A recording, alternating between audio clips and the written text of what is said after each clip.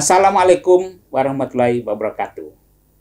Tribuners, jumpa lagi dengan saya, jurnalis tribunlombok.com, Dion DB Putra, dalam program Bincang Tribun. Tribuners, kita di Nusa Tenggara Barat ya, secara khusus di Kota Mataram pun mengalami masalah yang menjadi pusat perhatian nasional, yaitu stunting. Stunting ini memang menjadi isu yang harus mendapat perhatian, kepedulian dari seluruh elemen masyarakat.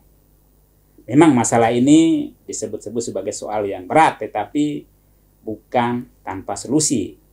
Tentu dengan berbagai upaya, berbagai ikhtiar, kita menciptakan generasi emas itu mestinya bisa terwujud suatu saat nanti. Nah, untuk topik yang luar biasa ini telah hadir bersama saya Mbak Rosalina Utami. Beliau sehari-hari adalah koordinator generasi emas Kota Mataram atau koordinator Gen Mataram. Mbak Rosa, selamat datang di studio tribunlombok.com. Apa kabarnya ini? Terima kasih Pak Dion sudah mengundang kami untuk bisa berbagi dan sharing di Tribun Lombok. Iya, sharing dengan Tribuners. Iya, sharing dengan Tribuners. Hai Tribuners, salam kenal, saya Mbak Rosa, koordinator dari Generasi Emas NTB untuk di Kota Mataram. Mbak Rosa, ini apa kegiatan yang sedang terakhir? Saya dengar tadi Mbak Rosa sebelum ke sini menghadiri launching bukunya Bunda Niken ya. Ini tentu saya rasa tentang berkaitan dengan tugas Mbak Rosa juga ini ya. Betul Pak Dion, hari ini tanggal 15 September ya.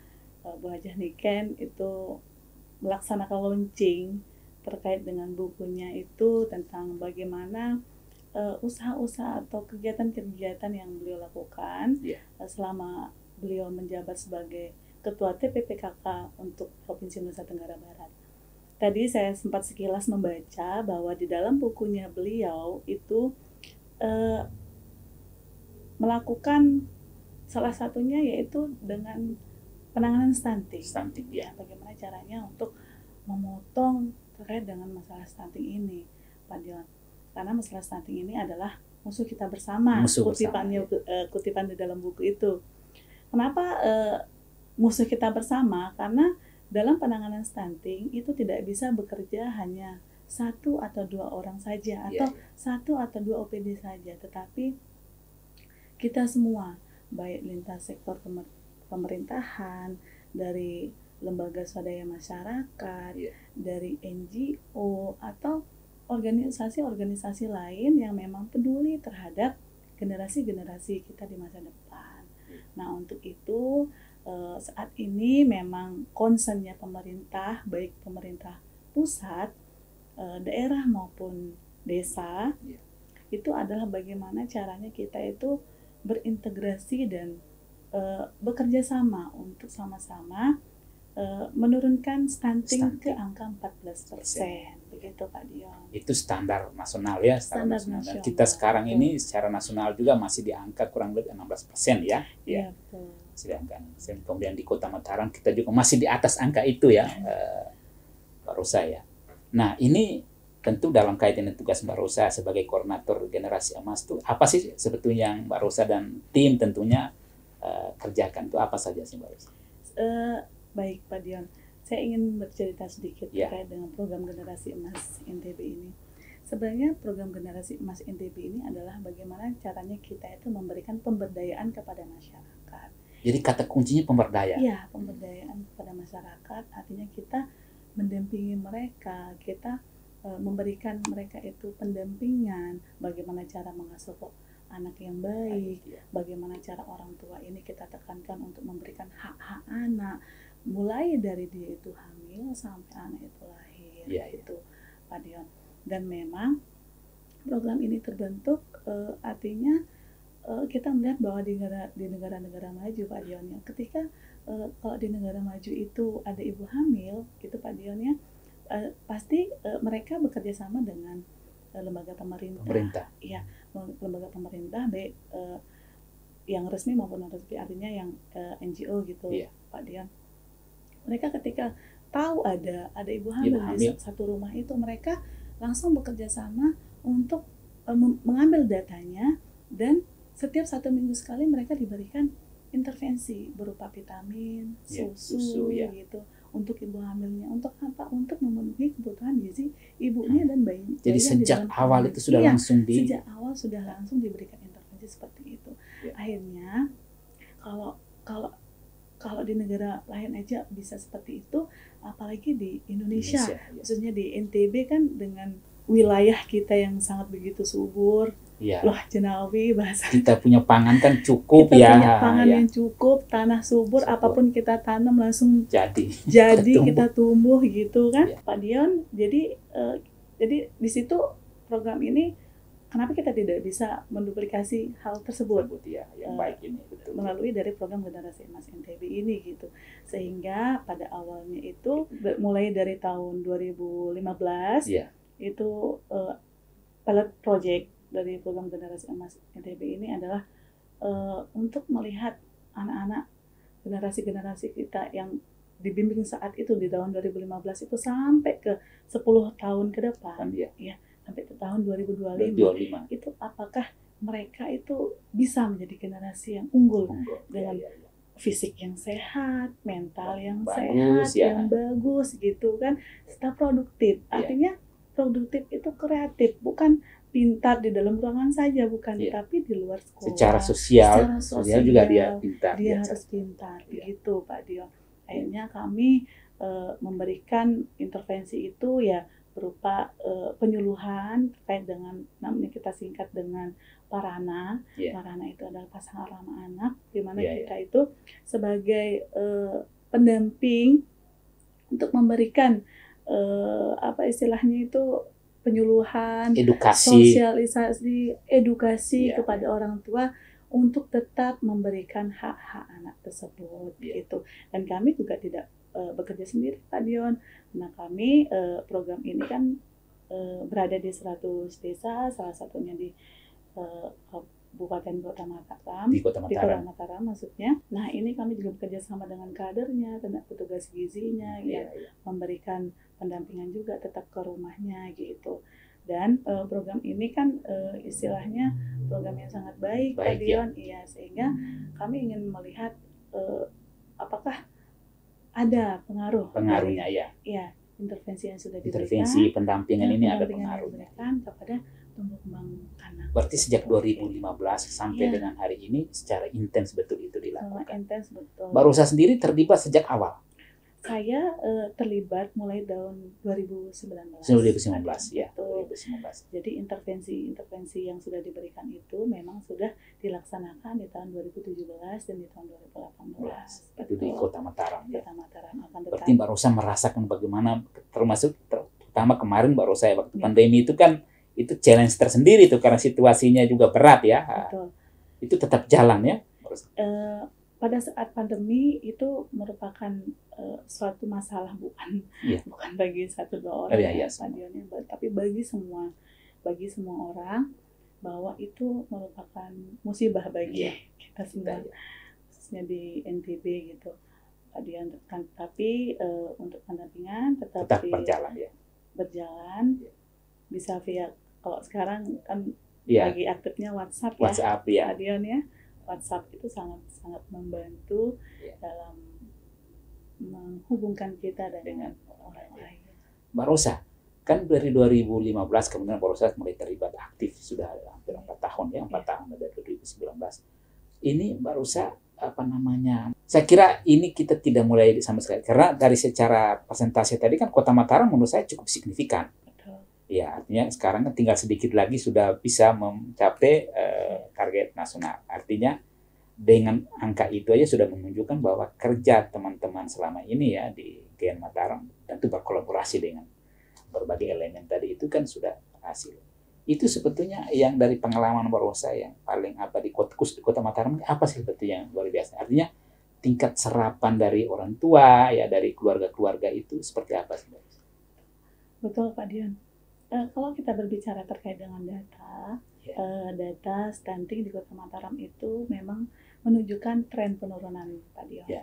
Tahun 2022 itu sebesar 17,13%. Ya, 17,13%, kemudian turun menjadi kemudian turun menjadi 15,66%. Ya. Nah, untuk di trimester sekarang, kebetulan ini adalah bulan September, biasanya untuk pengukuran tinggi badan dan pemantauan tubuh kembang anak itu biasanya dilaksanakan pada bulan Februari dan bulan Agustus. Nah, untuk data bulan Agustus ini sedang dalam pengolahan rekap, sehingga nanti kita akan menunggu bagaimana hasilnya, dan informasi yang saya terima bahwa sudah mendekati angka 14%, tapi itu belum final ya. 14, sekian, tapi itu belum final. Semoga Kota Mataram itu menembus angka target dari nasional, yaitu sebesar 14%. Kira-kira kalau angka tadi kan persentase sekian, kira-kira kalau angka jumlahnya itu berapa sih Mbak Rosa di Mataram ini, anak yang terkategori tadi itu stunting? Terakhir di angka belasan ya Mbak ya, kalau nggak salah ya, di angka belasan ribu ya. Betul, angka belasan. Kemudian kalau sebaran desa, kelurahan, rata-rata hampir semua kelurahan atau bagaimana di kota kita ini? Nah, kalau terkait dengan sebaran kelurahan, Pak Dion, itu kami dari stakeholder itu kan melaksanakan namanya aksi konvergensi. Ya, aksi konvergensi. Aksi konvergensi artinya itu kan ada 8 langkah aksi konvergensi. Nah, di langkah 1 itu ada analisis situasi. Di mana analisis situasi itu kita mengumpulkan semua data. Data dari semua OPD, dari semua kelurahan untuk kita analisis. Nah, bagaimana kita melihat yang indikator-indikatornya itu ada banyak sekali indikatornya ya, salah satunya itu angka stuntingnya, terus tingkat kantong kemiskinannya, terus cakupan layanan itu layanan yang sudah dilaksanakan, sama ini kemampuan fiskal daerah, sehingga nanti itu dianalisis dan akan muncul nanti kelurahan-kelurahan mana yang menjadi prioritas. Dari pemerintah Kota Mataram untuk diintervensi, dan itu kita sebut dengan lokus stunting gitu, Pak Dion. Nah, ini lokus stunting yang kira-kira yang sedang menjadi intervensi paling tinggi di Kota Mataram ini apa? Kelurahan mana kira-kira? Nah, kalau untuk stunting di Kota Mataram itu yang untuk di tahun 2023, Pak Dion, itu sebanyak 20 lokus. Oh, 20 lokus ya. 20 lokus stunting, artinya 20 kelurahan yang masuk di situ yang saat ini sedang kita galakkan yang menjadi prioritas kita semua untuk tahun 2023 memberikan intervensi, betul Pak Dion. Dan untuk di tahun 2024 memang sudah keluar SK-nya, SK dari Wali Kota Mataram, bahwa untuk di Kota Mataram itu lokus stuntingnya meningkat sebanyak 25 lokus stunting lagi ya. Tapi itu tidak istilahnya tidak menurunkan dari kualitasnya, kualitasnya tetap dengan standar yang tetap tidak menurunkan kualitas dari intervensi yang dilakukan oleh kita semua gitu, Pak Dion. Dan terkait juga apa yang sudah kami lakukan di Kota Mataram, Pak Dion, yang bisa sebenarnya dirasakan oleh masyarakat kita, yaitu di dalam program Generasi Emas ini saya bekerja sama dengan semua lintas sektor, Pak Dion. Artinya mungkin kalau secara anggaran mungkin tidak akan mampu kami sendiri untuk bisa memberikan intervensi ke sasaran. Akhirnya kami bekerja sama dengan lembaga-lembaga gabungan organisasi wanita yaitu untuk bisa dan mau mengambil satu saja binaan posyandu untuk diberikan edukasi, diberikan makanan tambahan kepada sasaran yang memang bisa dia rasakan oleh sasaran-sasaran kita. Kayak contohnya kemarin pada tahun 2020 saya bekerja sama dengan organisasi Ikatan Adiaksa Dharma Karini. Dari kejaksaan dari kejaksaan negeri Mataram. Itu saya bekerja sama dengan beliau untuk bisa mengambil satu saja binaan posyandu di wilayah kerjanya mereka yang secara intens dan concern untuk memberikan sedikit stimulan untuk sasaran-sasaran kita untuk anak ibu hamil kita, baik ibu hamil yang kek maupun yang anemia.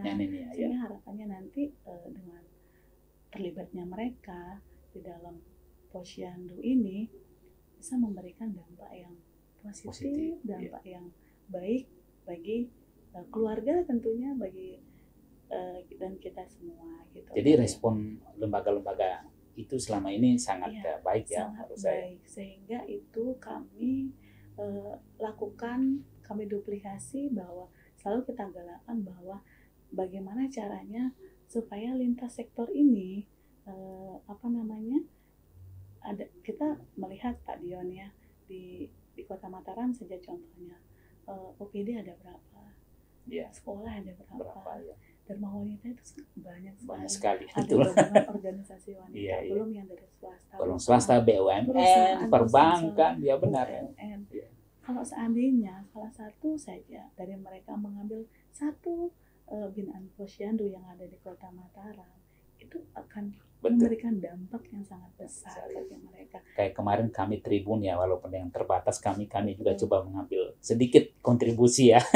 Baru saya seperti itu, benar. Ya, malah itu kami sangat berterima kasih kepada Tribun Lombok dan Telkom sudah mau berkontribusi dalam penanganan stunting, karena memang kadang-kadang kalau penanganan stunting kan ya itu ranahnya kesehatan ya, seolah-olah kesehatan ya, padahal itu keliru ya. Betul. Padahal bukan ranah kesehatan, padahal itu adalah tugas kita bersama yang ujung tombaknya adalah keluarga. Kesehatan itu kalau dalam permainan bola itu sering diilustrasikan, orang kesehatan itu kiper, penjaga gawang.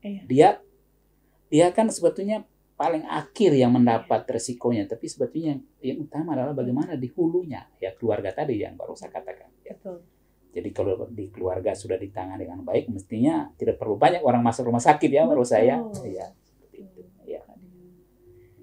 Jadi sejauh ini respon dari instansi-instansi maupun lembaga perusahaan cukup baik ya, menurut saya. Cukup baik. Akhirnya berangkat dari situ, kami di Kota Mataram itu pada saat penilaian kinerja 8 aksi konvergensi di tahun 2022 itu kami mengangkat bahwa bagaimana caranya intervensi stunting ini untuk kita bisa untuk kita bisa angkat, bahwa akhirnya kita berpikir bahwa semua ini bukan tugas kita sendiri, tapi kita semua gitu. Dengan kata konvergensi itu artinya bekerja sama untuk mencapai tujuan yang sama. Itu akhirnya kami itu mengemas semua kegiatan-kegiatan yang sudah dilaksanakan oleh OPD itu, dan semua dari program-program termasuk dari kami juga kita kemas dia menggunakan beriuk gizi. Beriuk gizi. Apa tuh? Nah, beriuk gizi itu kalau bahasa Sasaknya itu bersama-sama memperbaiki gizi. Bersama-sama memperbaiki gizi. Betul, Pak Dion, bersama-sama memperbaiki gizi. Beriuk itu artinya bersama. Priri itu memperbaiki, dan gizi gizi gitu, Pak Dion. Akhirnya itu yang menjadi program inovasi yang kami ajukan pada saat penilaian kinerja tahun yang lalu, Bu ya. Tahun yang lalu, dan alhamdulillah Kota Mataram meraih program terinovasi dalam penanganan stunting di Kota Mataram. Dan itu tidak gampang, artinya Pak Dion, untuk menyamakan persepsi. Untuk menyatukan tujuan yang sama. Dua orang aja beda pandangan kan, beda pikiran kan menurut saya, apalagi begini banyak orang ya, benar. Betul.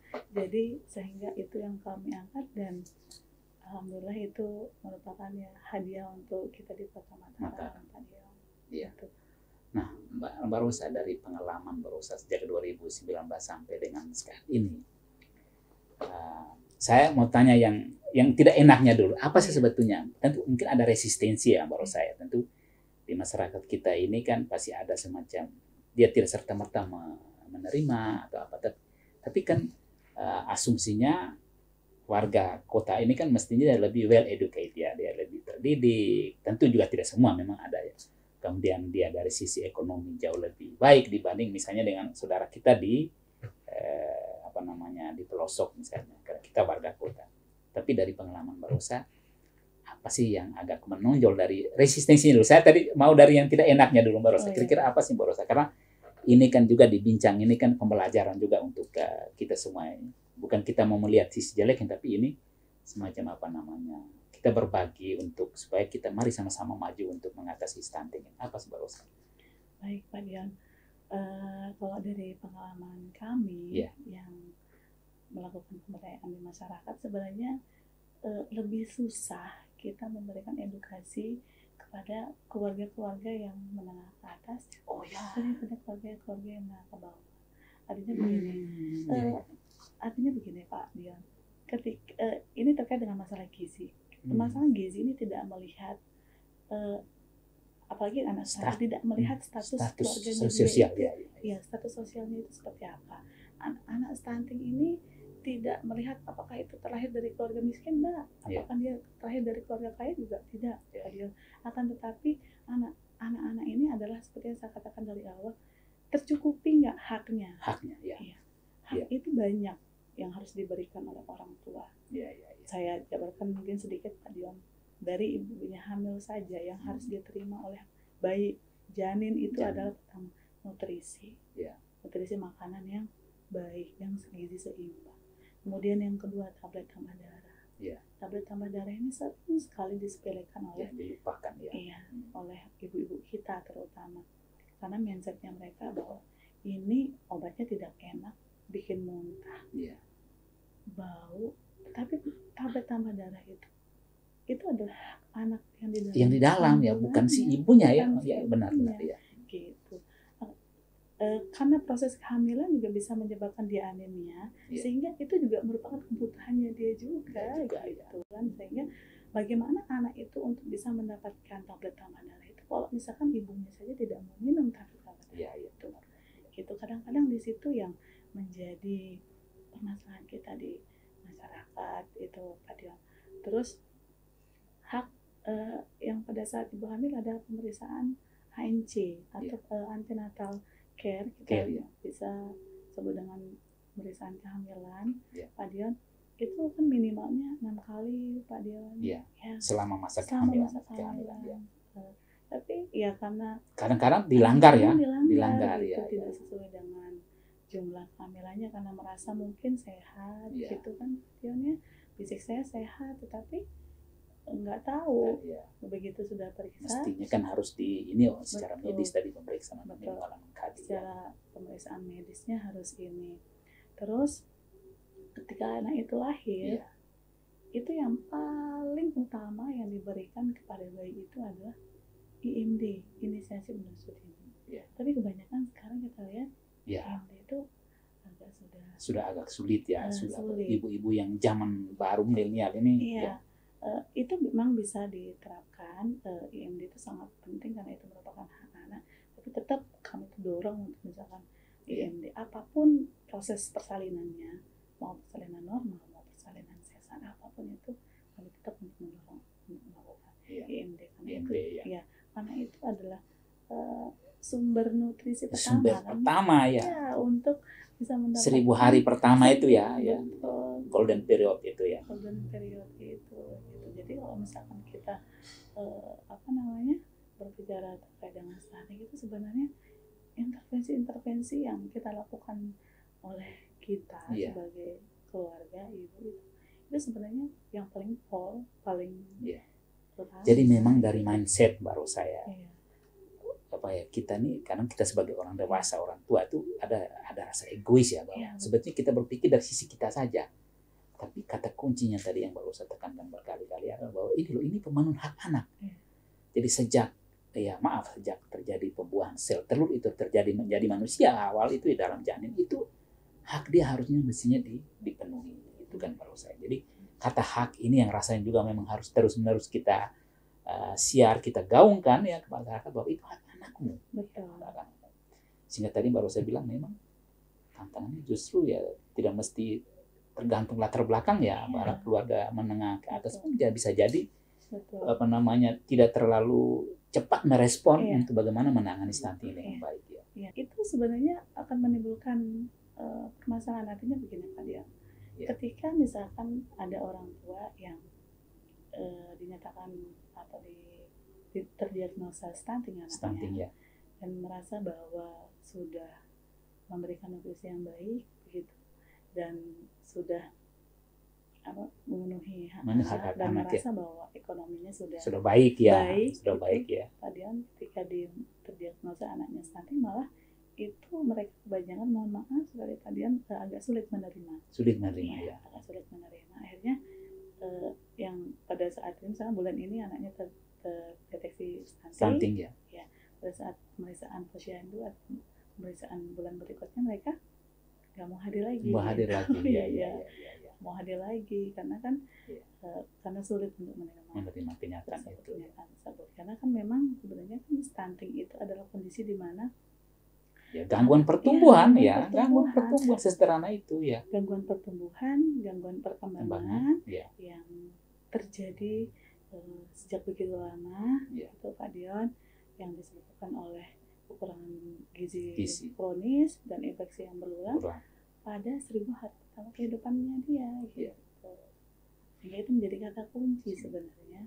Jadi kalau misalkan kita mau memberikan pencegahan dan penanganan stunting ya untuk saat ini, alangkah baiknya di 1000 hari pertama kehidupan, karena di 1000 hari pertama kehidupan itu otak itu dalam masa perkembangan 80%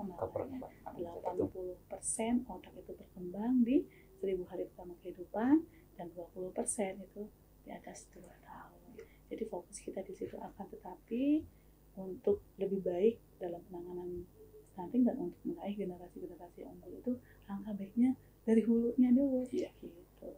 Menarik yang tadi baru saya ungkapkan fakta ini ya. Kenapa orang merasa malu untuk mengakui stunting, Mbak?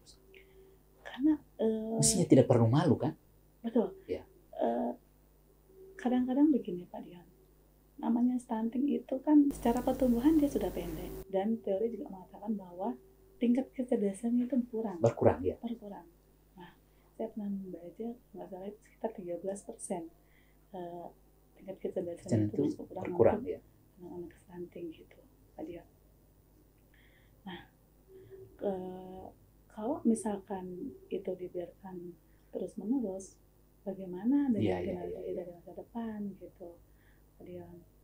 Jadi dia akan terus kita sudah kebayang lah ya perkembangan anak kalau memang dengan kondisi stunting sekian persen sudah hilang pasti akan semakin ini kasihan betul anak. Mungkin secara fisik kelihatannya dia sehat-sehat saja, tapi dari sisi perkembangan lah otak kemampuan dia jadi tidak produktif, menjadi tidak cerdas secara sosial, secara mental juga seperti itu. Makanya muncullah istilah begini Pak Dion, anak stunting sudah pasti pendek, tapi anak pendek belum tentu stunting. Jadi artinya begini, masa golden period itu kan 0 sampai 59 bulan itu Pak Dion.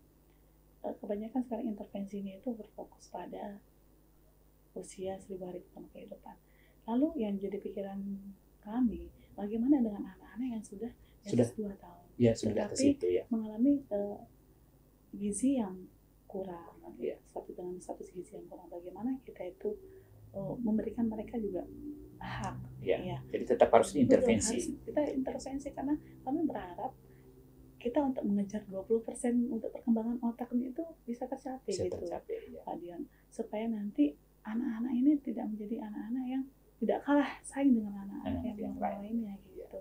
Karena kalau kita berbicara Indonesia kan akan mengalami bonus demografi bonus demografi di tahun 2045. Kalau misalkan kita hitung mundur dari sekarang, bahwa anak-anak inilah yang nantinya akan menjadi anak-anak dengan usia produktif. Nah, bagaimana mereka mau produktif, mau bersaing dengan teman-temannya yang lain secara kecerdasan saja. Kalau sekarang mereka tidak mereka tidak diberikan intervensi yang baik, diberikan stimulasi yang baik, diberikan edukasi dari kita semua, apa jadinya. Itu udah kebayang lah ya. Ya, betul. Jadi pada tahun itu yang seharusnya mereka sedang jadi produk menjadi calon-calon pemimpin di masa itu. Betul. Nanti mereka akan memegang di seluruh ya lini kehidupan bangsa ini dengan kemampuan seperti itu ya, daya saingnya ya itu susah ya, seperti itu.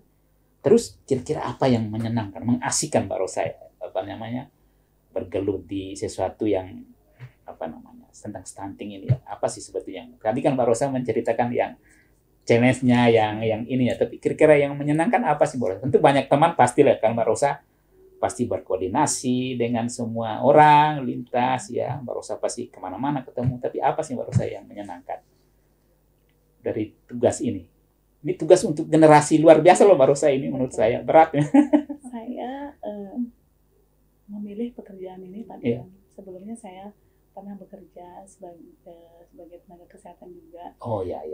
Di mana saya itu memberikan pendampingan home care kepada masyarakat, ibu yang sudah melahirkan, terutama Pak Dion.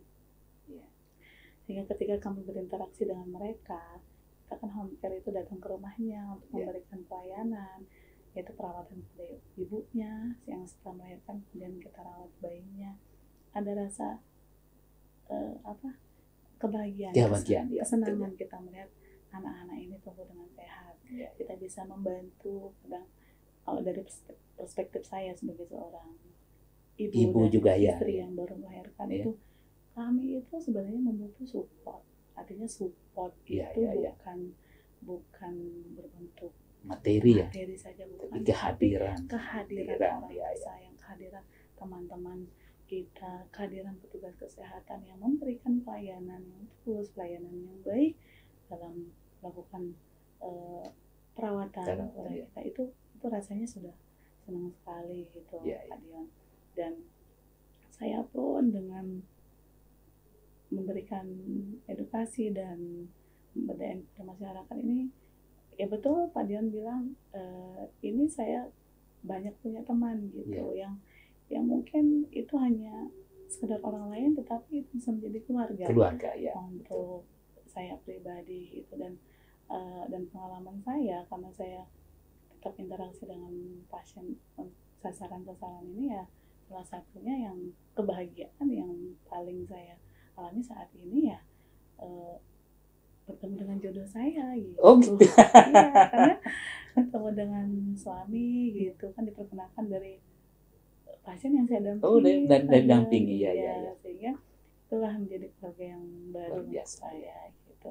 Dan ketika kita sudah memberikan intervensi dan melihat bahwa masyarakat ini anak-anaknya tumbuh dengan baik, sehat, berat badannya normal, aktif, pintar, itu sudah kebahagiaan yang ternilai luar biasa. Jadi itu. Dan saya kira itu Mbak Rosa dan teman-teman ya itu pasti juga merasakan ya selama ini, karena hampir setiap waktu dalam tugas ini itu berinteraksi dengan mereka.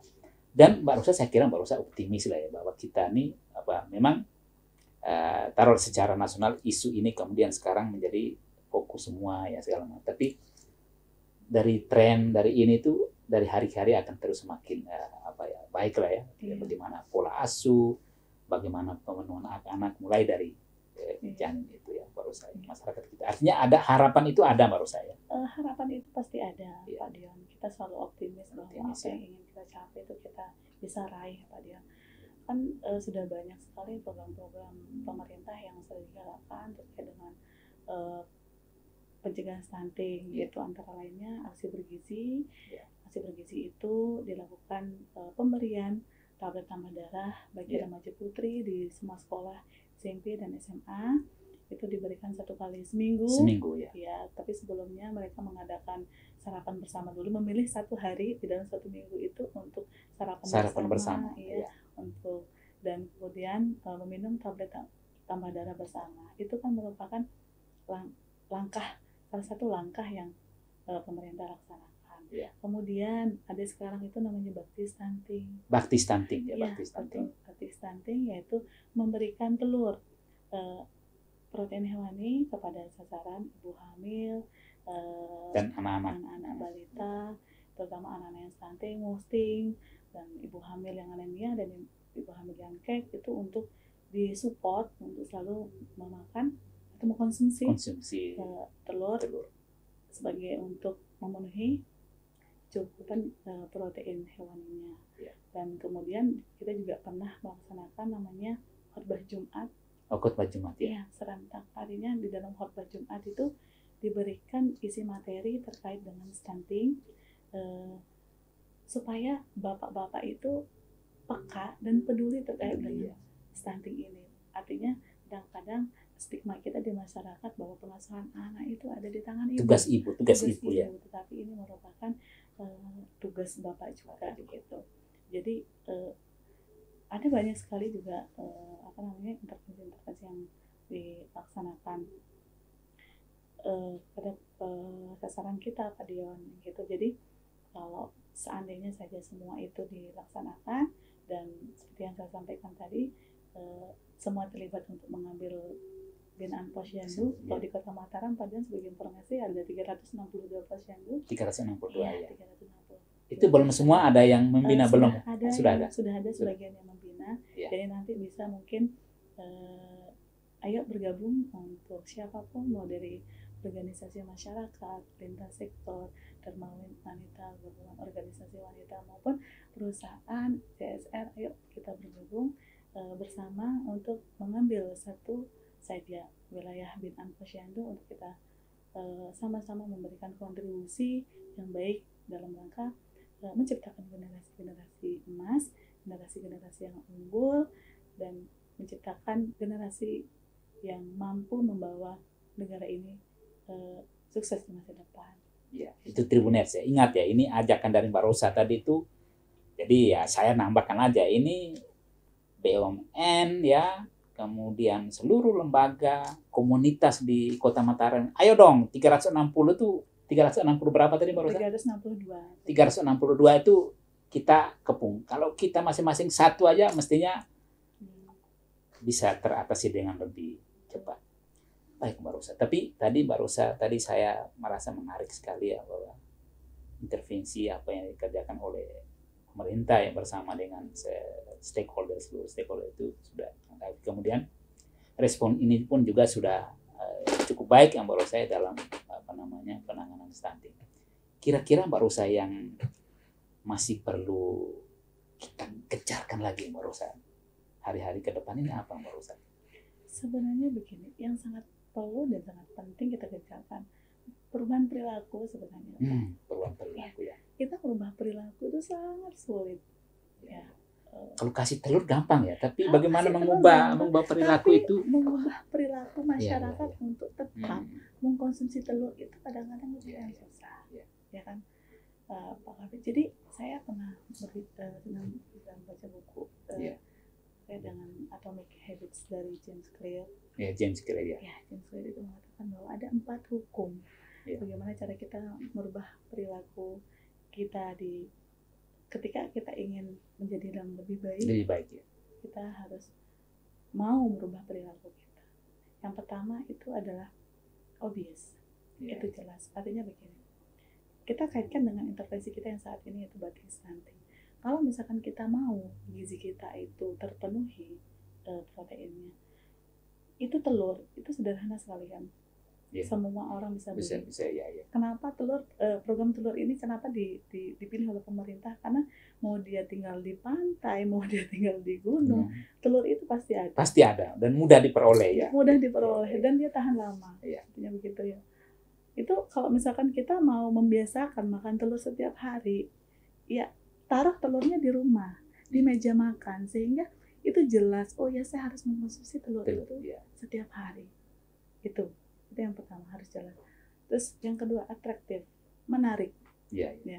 Nah, bagaimana caranya kita untuk bisa tetap mengkonsumsi telur?